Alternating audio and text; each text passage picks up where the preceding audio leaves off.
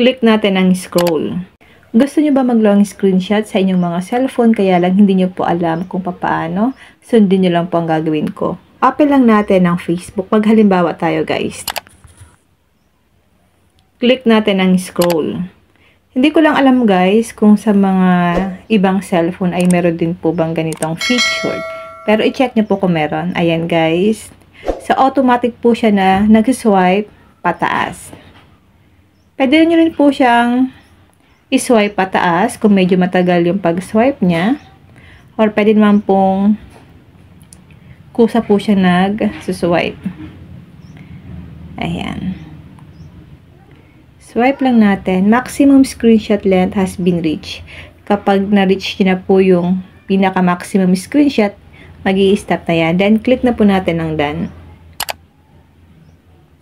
Alam ko po na yung iba ay alam na po ito kung paano mag-long screenshot. Pero yung iba po, hindi pa po talaga alam kung paano ito ginagawa. Ngayon guys, makikita mo siya yung sinave nating long screenshot sa ating mga photos or albums. I-back lang natin. Click natin ang photos. Click natin ang screenshot. Ito po yung in-screenshot ko kanina. Ayan guys, masyadong mahaba.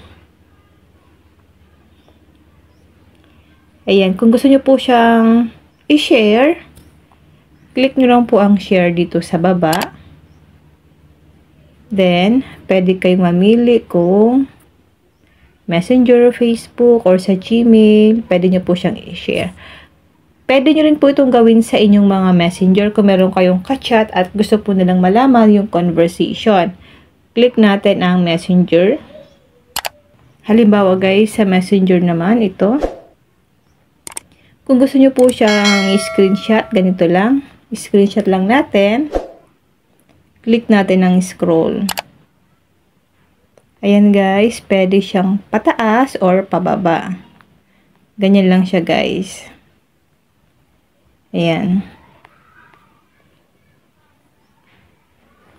Ayan guys. Then kapag okay na yan, click na po natin ang done.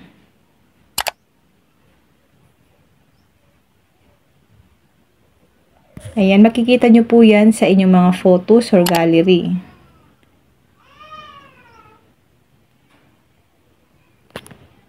Click natin ang screenshot. Ito po yung screenshot ko. Ganun lang po ang gagawin nyo once na gusto nyo po mag-long screenshot sa inyong mga cellphone. I-try nyo po guys sa inyong mga cellphone. Baka meron din po ganun na automatic siya na nag-scroll up or scroll down sa pag-long screenshot. Yun lang guys. Sana po may natutunan kayo sa aking video. Kung hindi pa po kayo naka-follow sa aking Facebook page, nagtuturo po ako ng mga tips and tricks, tutorial video. Pwede niyo po akong i-follow para updated kayo sa mga bago kong video. Positive Mind. At sa aking YouTube channel, Arquiwelo, para lagi kang updated sa lahat ng tips at video tutorial na ina-upload ko. Mag-comment lang po kayo sa comment section kung may mga tanong kayo. And now, thank you for watching. God bless you all.